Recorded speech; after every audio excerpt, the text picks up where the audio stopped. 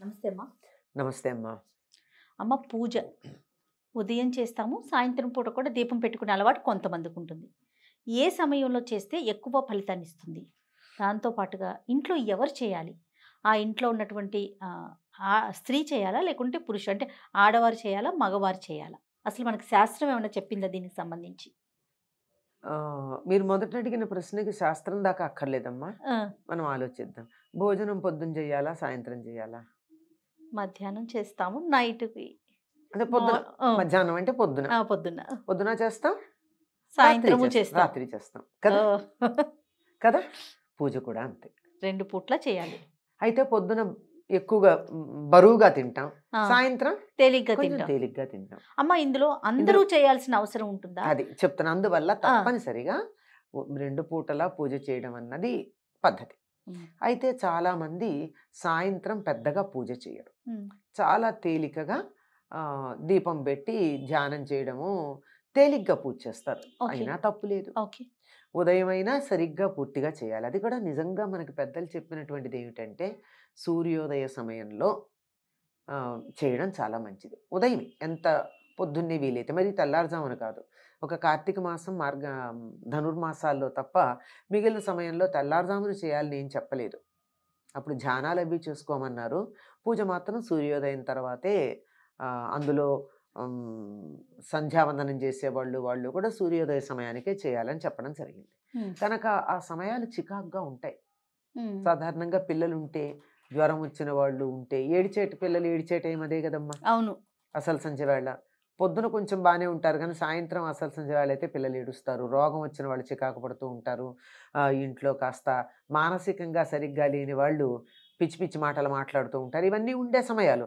కనుక ఈ సమయంలో మనం దైవం మీద దృష్టి పెట్టడం గనక ప్రారంభించినట్టయితే ఇవన్నీ సర్దుబాట్లు అయిపోతాయి, మొదటి నుంచి అది అలవాటు చేస్తే. అందుకని సంధ్యా సమయంలో దీపం పెట్టడము, ప్రార్థన చేయడము. అందరూ దీపం పెట్టక్కర్లేదు గనక ఒకళ్ళు దీపం పెడితే మిగిలిన వాళ్ళందరూ అక్కడ కూర్చొని దండం పెట్టుకోవడము, తోచిన నామం చదువుకోవడము, స్తోత్రాలు చదువుకోవడము, మొత్తానికి దైవ ధ్యానంలో సమయం గడపమని చెప్పారు, ఉదయం సాయంత్రం కూడా. మీరు ఇంకోటి అడిగారు, ఆడవాళ్ళు చేయాలా, మగవాళ్ళు చేయాలి? అయితే దానికన్నా ముందు కొంతమంది కొన్ని మాటలు నేను విన్నానమ్మా. కొన్ని కమ్యూనిటీస్ మాత్రమే పూజ చేయాలి, నిత్యం పూజ, అందరూ చేయాల్సిన అవసరం లేదు, అంత ధూప దీప నైవేద్యాలు పెట్టి అంత పూజ చేయాల్సిన అవసరం అందరికీ లేదు, కొన్ని కమ్యూనిటీస్ అంటే బ్రాహ్మణ కమ్యూనిటీ మాత్రమే చేయాలి అనేది విన్నానమ్మా. అది కరెక్టేనా? తప్పమ్మా, ఎవరైనా చెయ్యాలి, అందరూ చెయ్యొచ్చు. అయితే ఉదాహరణకి ఇప్పుడు పొలంలో పనిచేసుకోవడానికి వెళ్ళే వాళ్ళు ఉన్నారమ్మా. పొద్దున ఇప్పుడైతే 10 నుంచి 5 దాకా ఎండలో చేస్తున్నారు, కానీ పూర్వకాలం అయితే తెల్లవారుజామున వెళ్ళి 9-10 కల్లా ఎండ వాళ్ళకి లెక్క, పొద్దెక్కడమే లెక్క. పొద్దెక్కే టైంకి ఇంటికి వచ్చి మళ్ళీ తర్వాత 4ంటికి వెళ్ళి పొద్దుకే టైంకి ఇంటికి రావడం, అలా చాలా చల్లబాటు వేళ శరీరం అలసిపోకుండా చక్కగా చేసుకునేవాళ్ళు. అట్లాంటి వాళ్ళని నువ్వు షోడశోపచార పూజ చెయ్యి అంటే కుదరదు గనక వాళ్ళు చెయ్యకపోయినా పర్వాలేదన్నారు, ఖాళీగా ఉన్నప్పుడు చేసుకోవచ్చు. అంతే తప్ప వాళ్ళు చెయ్యకూడదు లేదు. Assumption is different from banning. ఈ రెండింటికి మధ్య ఉన్న డిఫరెన్స్ తెలియక చాలా problems. Exempted is different, banned is different. చెయ్యొద్దు అని ఎక్కడా చెప్పాల, చక్కగా చెయ్యొచ్చు, అందరూ చెయ్యొచ్చు. అసలు కమ్యూనిటీస్ అంటే అందరూ చేయాలమ్మా. ఇప్పుడు వీళ్ళు అన్నం తినాలి, వీళ్ళు అన్నం తినకూడదు అని ఎవరి గురించి చెప్తున్నారమ్మా? శరీరానికి ఆహారం ఎంత అవసరమో మానసిక ఆరోగ్యానికి ధ్యానము, పూజ అంత అవసరం. ఎవరికి అక్కర్లేదు? అందరూ చేయొచ్చు. కాకపోతే వాళ్ళు చేసేటటువంటి పనులను బట్టి, వాళ్ళకున్న వృత్తి ధర్మాలను బట్టి వెసులుబాట్లు కలిగించారు, కొన్ని రకాలైనటువంటి సౌకర్యాలు కలిగించారు, కొన్ని రకాలైన ఇబ్బందులు లేకుండా మీరింత మాత్రం చేసినా చాలు అని చెప్పి వాళ్ళకి ఎగ్జంప్షన్ ఇచ్చారు. అంతే తప్ప ఇది వీళ్ళే చేయాలి, ఇది వీళ్ళు చేయకూడదు అన్నది లేదు, నియమం లేదు, ఏమీ లేదు. తప్పనిసరిగా అయితే ఈ చెయ్యగలిగినటువంటి చెయ్యవచ్చని చెప్పిన కమ్యూనిటీస్ అని చెప్పారే, వాళ్ళు కూడా రోజు చేస్తున్నారా అమ్మా? అంటే ఉన్నమాట సత్యం మాట్లాడుకోవాలి ఎప్పటికి కూడా. మీరన్న కమ్యూనిటీస్లో నిత్యం షోడశోపచార పూజ చేస్తున్నారా? అది ప్రశ్నించుకోవాలి, ఆలోచించుకోవాలి. అది ఈ మాటలు మాట్లాడేవాళ్ళు ఇవన్నీ కూడా ఆలోచించాలి కదా. తొందరపడి మాట అనడం చాలా తేలికమ్మా. తర్వాత ఈ చేసేవాళ్ళు రోజు స్నానం చేసి, వంట చేసి, చేసినటువంటి వంటని దేవుడికి నివేదన చేసి, నివేదన చేసింది మాత్రమే తినేటటువంటి వాళ్ళు ఉన్నారా? అందరూ కొద్దిమంది ఉన్నారు, లేరంటల్లా అందరూ లేరు కదా. ఏదన్నా అంటే మా ఉద్యోగం, మా ధర్మం అని అంటున్నారు. అందువల్ల ఇది సమాజాన్ని విడదీసి ఏదో రకంగా ముక్కలు చేసి ఒకళ్ళ మీద ఒకళ్ళని ఉసిగొల్పడానికి చేసేటటువంటి ప్రయత్నాల్లో భాగం తప్ప ఇది నిజంగా ఎక్కడా లేదు. వీళ్ళు చెయ్యొచ్చు, వీళ్ళు చేయకూడదని లేదు. ఎవరికి వీలైనట్టు వాళ్ళు చేయొచ్చు. కుమ్మర భీముడు ఉన్నాడే, అన్నమాచార్యులు పూజించినటువంటి అతను దేంతో పూజించాడు? రోజు కుండలు తయారు చేస్తూ ఆ కుండలు చేసిన తర్వాత వచ్చేటటువంటి మట్టి చివరిగా ఉన్నటువంటి దాన్ని ఇట్లా చేతులు నలిపేస్తే చివరి మట్టి కొంత వస్తుంది. ఆ మట్టితో చిన్న చిన్న పువ్వులు చేసి ఈ పూలని ఆయనకి అర్పించాడు. చేసిన పూలని ఆయనకి ప్రత్యక్షమయ్యాడు. ఆయన అనుగ్రహించాడు కదా. అందువల్ల ఎవరికి వీలైనట్టు వాడు చేయమన్నారు కానీ ఇట్టాగే చేయాలన్న నియమం అయితే ఇది చేయాలనేది అదే లేదమ్మా. అతన్ని మామూలు పూలు దొరికితే వెళ్ళి పూలు తీసుకొచ్చి దేవుడికి పెట్టకూడదని చెప్పలేదే అతనికి. అవన్నీ ఇంట్లో చేస్తుంటాడు. ఇక్కడ కూడా చేస్తూ ఒక పువ్వు చేసి ఈ పువ్వు కూడా ఇస్తున్నాను అని ఉంటాడు. అంత మాత్రాన ఎవరిని వద్దని చెప్పలేదు. అందరూ చేయొచ్చు. చెయ్యకూడని పరిస్థితులు ఉన్నాయి. అంటే అశౌచం వచ్చినప్పుడు అట్లాంటప్పుడు చెయ్యొద్దన్నారు తప్ప అది ఎవరైనా పాటించాలి. అది ఎవరికైనా పాటించాలి. వీళ్ళు వాళ్ళు అన్నటువంటి భేదం లేదమ్మా. ఒక్కటి గుర్తుపెట్టుకోవాలి. చాలా సందర్భాల్లో మళ్ళీ మళ్ళీ మళ్ళీ మళ్ళీ చెప్తాను. నేను ఎన్నిసార్లు చెప్పమన్నా చెప్తా. సనాతన ధర్మంలో మనుషుల్ని ఈ రకంగా విభజించిన పద్ధతి లేదు. వారి వారి వృత్తి ధర్మాలు, మానసిక పరిస్థితులు, శారీరక పరిస్థితులు, ఆర్థిక పరిస్థితులు వీటన్నింటినీ కూడా పరిగణనలోకి తీసుకుని ఇది వీరికి ఉపయోగం, ఇది వీరికి ఉపయోగం కాదు అని చెప్తున్నారు. లేదు నేను దాన్ని అధిగమిస్తానంటే ఎవరు కాదనలా. అంతే తప్ప నో వన్ ఈజ్ బ్యాండ్. కొన్ని ఉన్నాయి వీళ్ళు పనికిరారు అని చెప్పినటువంటి వాళ్ళు కమ్యూనిటీ ప్రకారం లేదు, వాళ్ళు చేసే పనులను బట్టి ఉంది. చేసిన పనులను బట్టి ఉందే తప్ప కమ్యూనిటీ ప్రకారం కాదు. అంచేత ఇట్లాంటిది లేదు. ఈ సోషల్ బ్యానింగ్ అన్నది లేదు. మీరు ఇంకొకటి అడిగింది ప్రధానమైనటువంటిది, ఆడవాళ్ళ మగవాళ్ళ. పూర్వకాలం శుభలేఖలు ఎట్లా ఉండేవమ్మా? శుభలేఖ అంతా రాసిన తర్వాత పైన ఏమనుండే, ఎవరి పేరు మీద ఇచ్చేవారు? ఇంటి పెద్ద ఎవరుంటే వాళ్ళ పేరు మీద ఇచ్చేవారు. శ్రీ అని చెప్పి వాళ్ళ పేరు మీద శ్రీ సహకుటుంబ వారు కుటుంబ సభ్యులందరూ అంతే. అంతే తప్ప మిసెస్ అండ్ మిస్టర్ అని కానీ, మిస్టర్ అండ్ మిసెస్ అని కానీ, XYZ అని కానీ వీళ్ళందరివి ఉండేవి కాదు. కనుక ఎవరు ఇంటికి యజమాని ఎవరు అంటే ఎవరు యజ్ఞం చేస్తారో అతడు యజమాని. అంటే పూర్వం యజ్ఞం అంటే బ్రహ్మాండంగా జంతువులు తీసుకొచ్చి అంతంత ఆర్భాటం చేయడం కాదు. రోజు ఇంట్లో హోమం చేయడమే. అగ్నికార్యం ప్రతి వాళ్ళు చేసేవాళ్ళు పూర్వం. అలాంటి చేసేటటువంటి చోట ఎవరు చేస్తారో వాళ్ళే చెయ్యాలి ప్రధానంగా అని.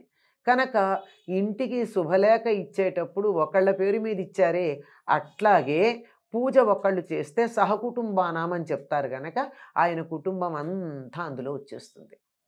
కనుక ఇంట్లో ఒక్కరు చేస్తే, ఇంటి యజమాని ఎవరో వాళ్ళు చేస్తే చాలు.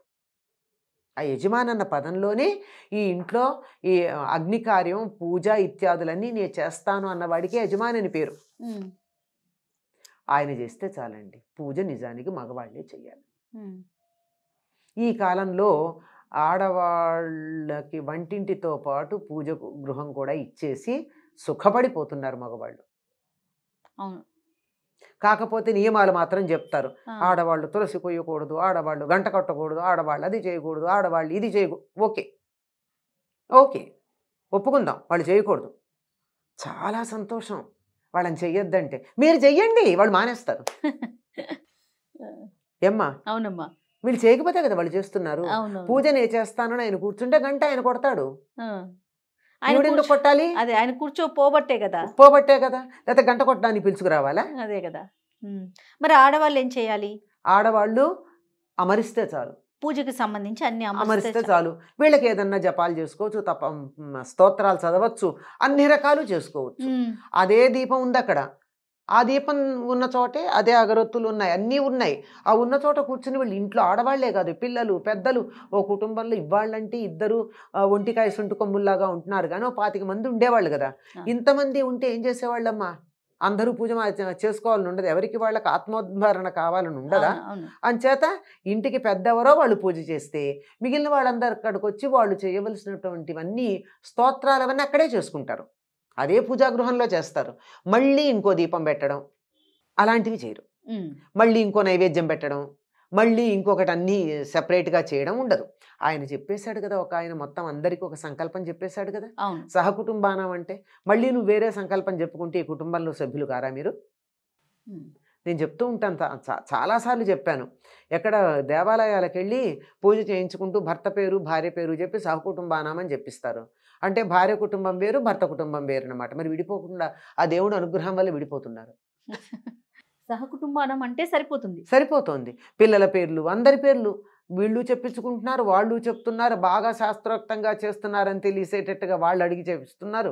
దానివల్ల నిజంగా ఆ దైవానికి అక్కడ శక్తి ఉండి ఆ మాట ఉచ్చరించేటటువంటి ఆయనకు ఉపాసనా బలం ఉంటే దాని కారణంగా కుటుంబాలు విడిపోతున్నాయి అంటూ ఉంటాను నేను. ఇది చెప్పకూడదు, ఒక్కళ్ళే ఎప్పుడు చెప్తారు, ఇది శాస్త్రం దాకా వెళ్ళకుండా, ఇది శాస్త్రం చెప్పిన మాట. ఇంకా మామూలు వ్యవహారాలు ఏం చెప్తారంటే, మామూలుగా ఇల్లు కలిసి అందరూ కలిసికట్టుగా ఉండడానికి ఒకే పూజ గది ఒకే వంటిల్లు ఉండాలి. ఎవరికి వాళ్ళకి విడిగా వండుకుంటూ ఉంటే వేరు కుటుంబాలు ఉన్నట్టే. సత్రంలో ఆ పక్కన ఒక పొయ్యి పెట్టుకున్నప్పుడు ఈ పక్కన పొయ్యి పెట్టుకున్నప్పుడు వండుకున్నట్టు ఒకే కప్పు కింద ఉన్న వీళ్ళ వంట వీళ్ళది వాళ్ళ వంట వాళ్ళది అంటే విడిగా ఉన్నట్టే లెక్క. కనుక ఒక్కళ్ళే ఇంటి యజమాని ఎవరు, ఆయన చేయడానికి వీలు కాలేదు, ఆయన పొరుగురు వెళ్ళారు, ఇంట్లో ఇంకోళ్ళు చేస్తారు, ఇంకొకళ్ళు చేసినా ఒకళ్ళే చెయ్యాలి. ఎవరైనా ఎవరుంటే వాళ్ళు ఒక్కళ్ళే చెయ్యాలి. లెక్క ప్రకారం అయితే మన శాస్త్రం ప్రకారం మగవాళ్లే చెయ్యాలమ్మా. మగవాళ్ళు చేయలేని పరిస్థితుల్లో ఆడవాళ్ళు చేయాలి. చెయ్యొచ్చు, చెయ్యకూడదని చెప్పలా, గమనించాలి. ఈ మాట ఇప్పుడు మగవాళ్ళు చెయ్యాలి అనగానే వెంటనే ఆడవాళ్ళు చేయకూడదు అని చెప్పేటటువంటి వాళ్ళు, మేమెందుకు చేయకూడదని వాదనకు వచ్చేవాళ్ళు, రెండు పక్షాలు ఉంటాయి.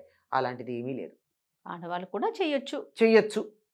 వాళ్ళు ప్రధానం, ముఖ్యంగా ఎవరి డ్యూటీ వాళ్ళు చేయాలమ్మా. ఆ డ్యూటీ చేసేవాళ్ళు లేనప్పుడు ఇంకోళ్ళు వాళ్ళ డ్యూటీ చేస్తారు, మానేయరు. ఎవరు చేసినా అందరికీ వర్తించేటి చేస్తారు, కుటుంబానికంతా ఒకళ్ళే చేస్తారు. లేదు నాకు రాముడు అంటే ఇష్టం, మీరు ఏదో లక్ష్మీనారాయణ పూజ చేశారు, రామాష్టోత్రం చదవలేదు, నేను రామాష్టోత్రం చదువుకుంటా, నేను లక్ష్మీష్టోత్రం చదువుకోవచ్చు, తప్పేం లేదు. కానీ మళ్ళీ దీపం పెట్టి మళ్ళీ ఇంకొక ప్రమిద పెట్టి ఇలాంటివి చేయకూడదు. చేస్తే కుటుంబం విచ్ఛిన్నం అవ్వడం అక్కడే మొదలు. రైట్ అమ్మా, సంతోషం. నమస్తే అమ్మా.